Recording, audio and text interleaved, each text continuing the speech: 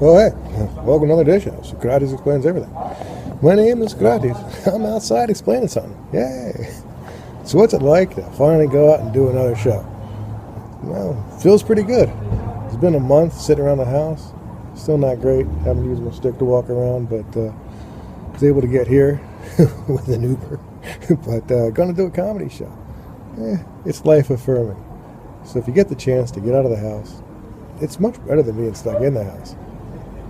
If you're stuck in the house, I guess watch a YouTube video that's taken outside. Pretend you're riding your bike. That's what I was doing. But I'm going to go inside the Louisiana Lobster Shack. Do some comedy. It'll be fun. See you inside, assuming you're here. Amazing. Please welcome your next comedian, Socrates.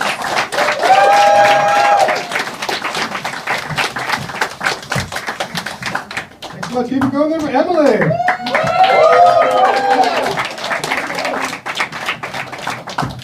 Second to adjust this whole situation here. Who's having a great 2022?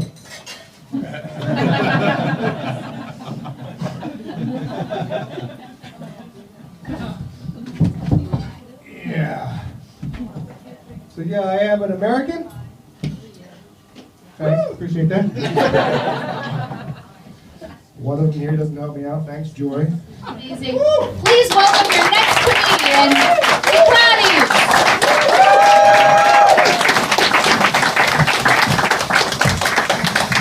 Thanks so much. Keep it going there for Emily.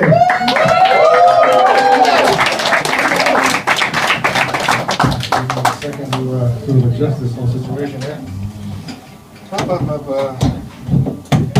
Who's having a great 2022?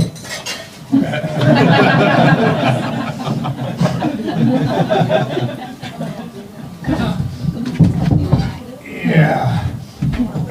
So yeah, I am an American. Thanks, appreciate that. One of them here doesn't help me out. Thanks, Joy. Trying to help each other at least, you know. You guys must watch the news or something. Is that it? Yeah. I stopped back in 2016. If you're wondering, I've been doing this thing this year called the Arc of My Arm. Back in March, I had to learn a new Dutch word, and I was taught unintentionally the word aangereden, which unfortunately means to get slammed into. Using my sentence, ik ben aangereden door een scooterklootzak. Which means I got ran into by an asshole on a scooter.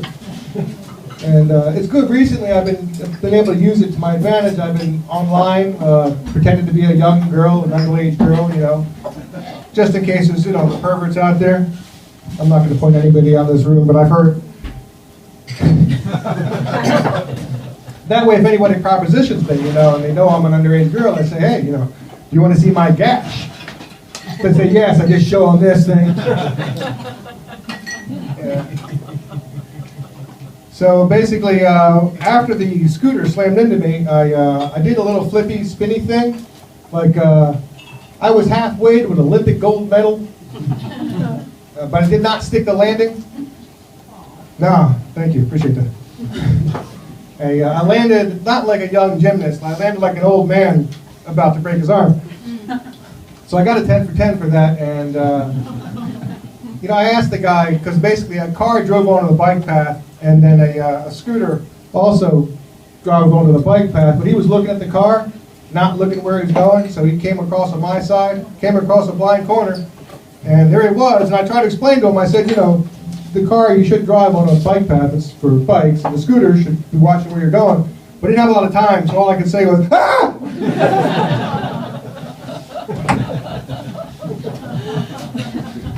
It's funny now. Yeah, that's when the gymnastics part happened. I called up for 911 or 112 or 777. I don't know. Wasn't feeling good at the moment. And the guy asked me where I was. I looked up, you know, at the buildings because I was laying on the ground, and I don't know. WhatsApp knows where I'm at. Google knows exactly where the hell I am. Police, not a clue. Let me lie there and die. how to hobble over, found a bus stop. They sent the ambulance, but only after I kind of complained because they said, take a taxi. He told me this. Unless you're passing out. I said, well, I'm passing out. They said, okay, we'll send an ambulance. Ambulance gets there. He offers me fentanyl. Yeah, exactly. I said no at first because I'm an American and we know that's a short trip to a heroin addiction. I'm not against it. Not yet. I mean, I just want to wait a few more years. I'm only 56. So I said no at first, but then my shoulder said, hey, take the fentanyl. And I did. It didn't do anything for me. It was a really useless drug, I thought. But I get to the hospital. She offers me morphine. She said, would you like some morphine? Yeah. But I could go for a shot. If everyone's doing one. You know, I felt a little better too, I gotta tell you. It was the best part of the day so far. And when I went home, they said to me, would you like another shot of morphine? Yeah. I'd go for a second one.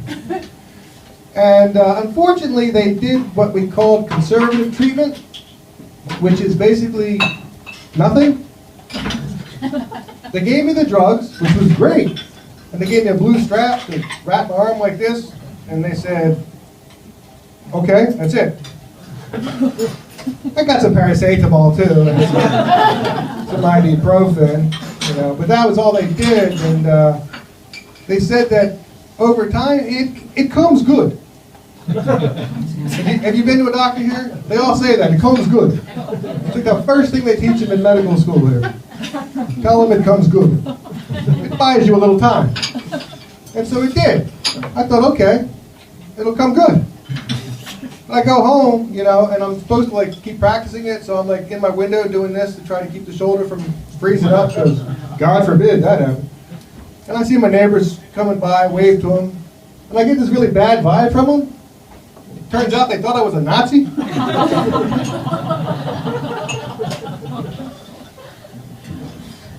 I explained to them what happened. Now they think I'm just practicing to be a Nazi. Not at all helpful. You know, the Dutch are similar to Germans in a lot of ways, but the Dutch are not, you know, the Dutch are not Germans, you know, and they insist on that, you know. And of course, the biggest difference between the Dutch and the Germans is the fact that the Dutch are not German. Right. That's about it. You know what I mean? Who's responsible for Anne Frank's death? It's a gray area, at least a little bit. But you've got German efficiency, which is like they would have fixed me, sent me back to work. Back show! Which has its advantages, you know? I'd be healthier. But I had Dutch efficiency put onto me, which is, they did nothing. In their defense, it's financially efficient. Wasn't helpful, but it was efficient. So I complained to the doctor. I said, you know, this isn't good. He said, Helaas appendicus. Which, if you don't know, is a Dutch saying they really like, because it rhymes. And it means, oh well, peanut butter? It's not helpful. It's not useful. Worse is a medical diagnosis. But it does rhyme. I have to admit that. Helaas appendicus does at least rhyme. The Dutch love a good rhyming one. My favorite rhyming Dutch saying that makes even less sense is noken in de koken. Which you'll agree with me is a Dutch saying for some strange reason. I guess because it does in fact rhyme. It means, if you don't know, sorry for this, fucking in the kitchen. It's literally what it means. I don't know how to use it in context. I've asked. The closest I've been able to find out is, why is Dutch food so bad? Well, the noken in the koken, I think. You know, like the Dutch love satay. You know satay? It's like a peanut butter sauce on chicken and things. It's like, how do you end up with satay? Well, a lot of Helaas appendicus and noken in the koken. Next thing you know, you got a satay going there. But, yeah, so when I said to the guy about my arm not really working well, you know, because I pointed out the whole Nazi problem, and I said, it comes good. But the thing is this, Doc, it's not coming good, I mean, I have erectile arm dysfunction. And the first step to coming good is getting it up. And I can't do that at this point, so.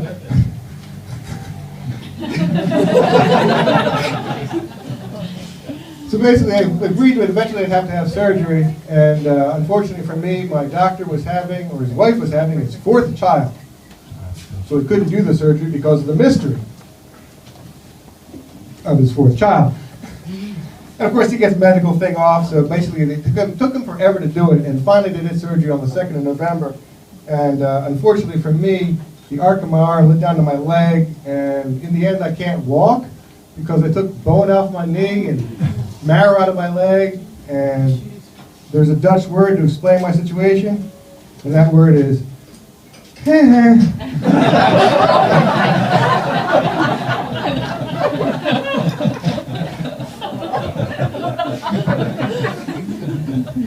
It's sadly true. If you don't know that word, if you've ever gone out with a Dutch person, you'll hear it from time to time.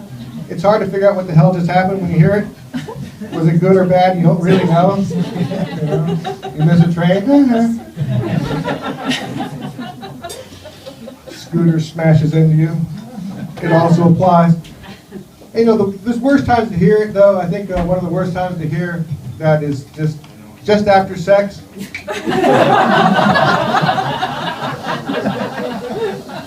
That was pretty good, huh? Is that me or you? Or? Still better than hearing it before sex. Just saying. Yeah. So I've come down to the conclusion that there's no devil. That people always talk about the devil is kind of scary when you're a kid. Like a friend of mine believes Led Zeppelin sold their soul to the devil.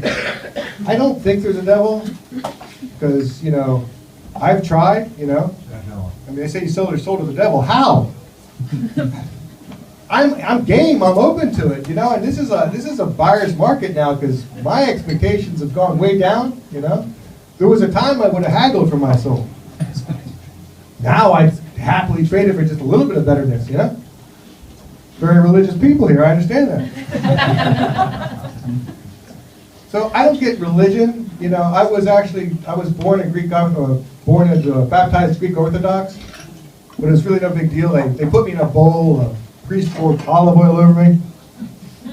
Yeah, honestly, I could have been a salad. So I really don't know much about religion, because that doesn't teach you very much. But I'm an American, so we have the religious cartoons, as you'll vouch for me. So I learned the gist of it. I realized that, God knows everything, because God made everything, because God has a plan for everything. So why would you pray? Right? I mean, if you believe that, what are you praying? You're saying, hey, good job? Or are you nagging God? I don't get it. Once a week seems enough. 5 times a day. Insanity. I just don't know what you would say to God. I mean, God knows little Jimmy broke his leg. God made him clumsy as hell. Why? Apparently because of God's plan. I don't know what the plan is, but, God has a plan for me. I'm not impressed with. Best I can do with is bitch on stage. Don't blame me. Blame God. Yeah. All right, you're still religious. I get it. I was seeing a psychiatrist type because it's included in my insurance. Seemed like a good reason. I had nothing to do. I like an audience. She has to laugh, or at least agree, or at least kind of. She told me I was a nihilist. I read it in the report. I was kind of impressed. I didn't know I had achieved that level of lack of caring. Clinically nihilist, I appreciated it. The thing is, I didn't really believe it. I appreciate that. If you don't know a nihilist, they don't believe in anything. You know what I'm talking about. It's a man owns a bar. He's heard a lot of stuff in his life. So. But I don't believe in people anymore. Yeah, we're all figment of my imagination, I think. As far as I know, I'm still laying out there next to that eye. But a friend of mine, he's also a nihilist, but he bought himself a dog, and he names his dog Karma. But it's a male dog. So when people find out the dog's name, invariably they'll say, "Hey, Karma's a bitch." He says, "No, man, Karma's just a dog. You're a sexist." Yeah. So I've been home for the last month, trying not to walk. So this is fun to be outside in the world, seeing people. It's a bit of a hallucination, but nonetheless, I don't believe in any of it. So like I say, anybody old here? We have one father. How old are you, sir? Go ahead.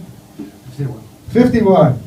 Fuck you. I'm 56. I was hoping. So you'll find out in life is like an arc. How are we doing on time, by the way? I have no idea.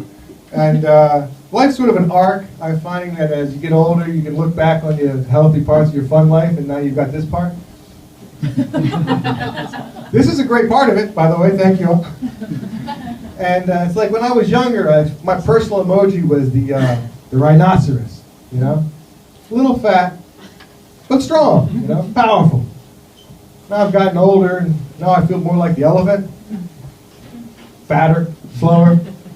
My trunk's just dangling away. Great memory. Not so much now, but yeah. Thanks for that. If I had a great memory, I wouldn't have gotten thrown off just then. But it's like, so to me, you know, I used to think of him as Mr. Johnson, Willie to his friends.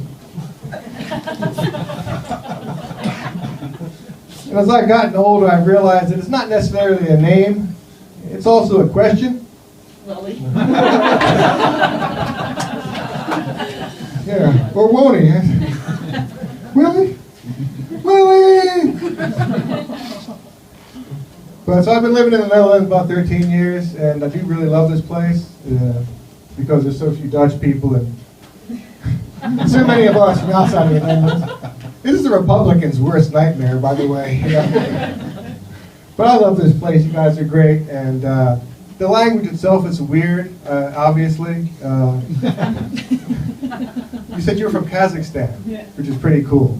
What's your word for favorite thing? Like in America, our favorite sweetie little honey pie, sugar bun, city. It's something sweet. If you love it, you have to make it fat and kill it. What do you call your favorite little loving thing? That's painful. That's painful. See, but that's not true though, because in Netherlands, their word for this is schatje. Now, schatje, I don't find that to be the sweetest word. You know, how do you come up with that? Every other sound was available, you know? They went with schatje. How do you put your baby to sleep? Schatje. Seems counterproductive if you ask me. I prefer the word ouche, which is a little onion. Ouche. Ow is a great sound for the Dutch because if you try to learn the sound of these languages, you can get them to try to help you and you do ow, but you say, no, it's ow. Ow. You get a bunch of them around you all because ow. It's like having your own school of Dutch fish.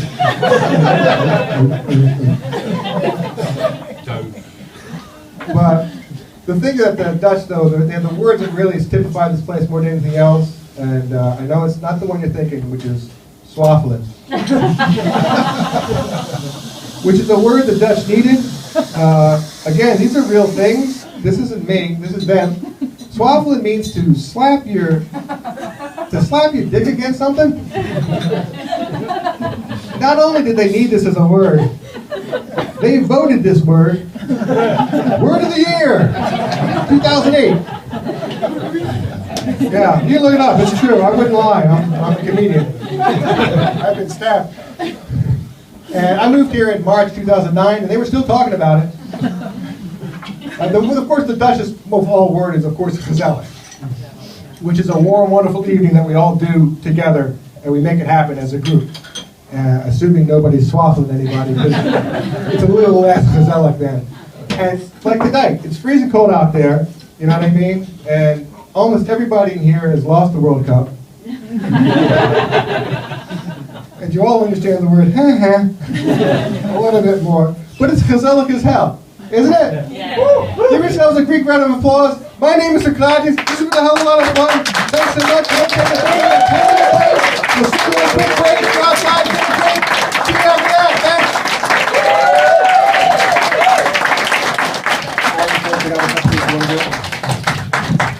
Yo guys, give it one more round of applause for our comedians of the first half.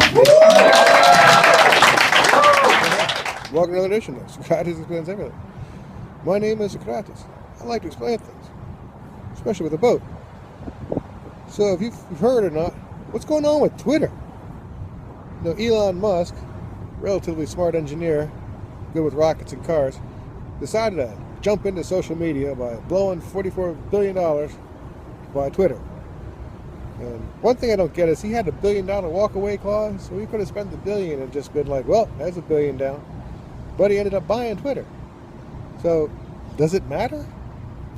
It's kind of odd how much overpowering value they give Twitter. It has about 250 million users, which is less than the people in the US, worldwide, mind you, compared to Facebook with 1.7 billion users.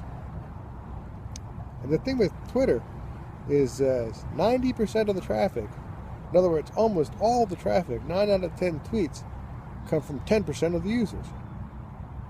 1 out of 10. So it's mostly a platform where a few people say a lot of things and everybody else listens to them, which is not necessarily a bad thing. But when you start losing those 10%, each one takes a huge chunk of your activity with them. So Elon making himself unlikable, it's not good for anything. It doesn't help Twitter, because it'll drive away some of those 10%. It already has. It doesn't help Tesla, because who wants to be seen driving around in Elon's cars at this point? It doesn't help Elon, because, you know, the world's opinion of him has gone a bit down. And as a side note, as a stand-up comedian, when I see people like Elon Musk, you know, Tim Cook, Tim Apple, when I see these guys on stage, they're so bad at it. You know, Elon, you've got literally hundreds of billions of dollars. Get a stage coach, get a comic to tell you and show you how to perform on stage.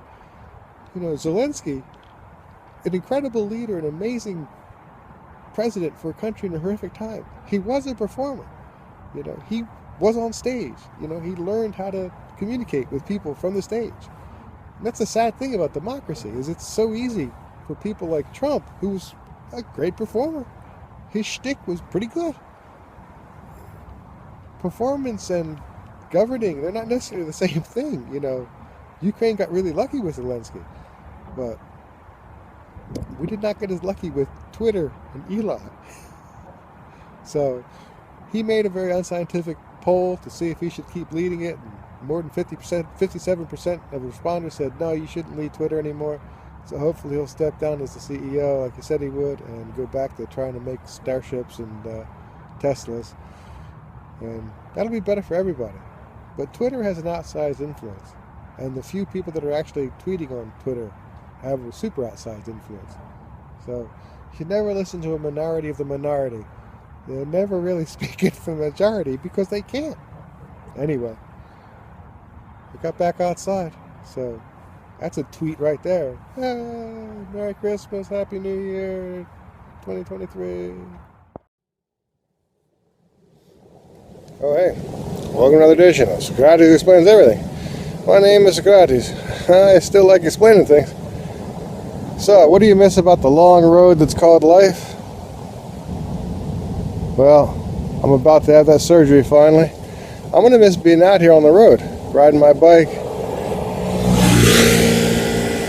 There's just the beautiful views of the Netherlands. I personally love this place. I think there's something really pretty about it. Right now, I'm right in the middle of a long road. 8 months later, they're finally going to do something, so maybe I could point up there. And, I don't know. Wish me luck. Don't wish me luck. Other people have it worse, but you only get stuck being yourself. So 2 days from now, surgery time, and hopefully I'll see you on stage. And if you need an MC, give me a yell. I like healing on stage. You guys are great. Thanks for the audiences. You make the long road fast. Appreciate everything and all the good people that have been nice. See you hopefully on the other side of this fun little trip. 2022. Years. Oh hey. Welcome to another edition. Socrates Explains Everything. My name is still Socrates and I still like explaining things. So recently the whole Russian-Ukrainian war is coming towards a potential end. And the question comes up to, how long will it take for the Ukrainian people to forgive the Russian people for what they've done to them? Well, if history is prologue, we can look at this building across the street here. During World War II, after Piraeus blew up with that ship, my family's house got destroyed, and they moved into the top floor of this house. The entire family lived up there with a bunch of chickens, and directly across the street, in this destroyed building, that used to be a Gestapo headquarters, and my little teenage young father used to hear them torture people across the street. Very pleasant. Well, the truth is, we're not super downtown Athens, but we're well within the city, and 70 years later, this building is still empty. Because people don't forget, and they don't forgive. It takes a really, really long time if you've been horrible enough. Horrible as the Nazis and the Russians. That empty building is testament.